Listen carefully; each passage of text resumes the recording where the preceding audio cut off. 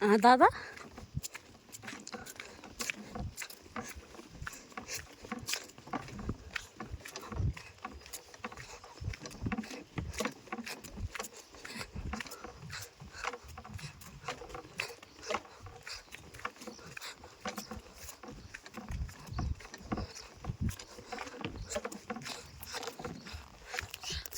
हामी चाहिँ अब केमतर्फ लागेको हामी चाहिँ दादाहरू केम गरेर आएको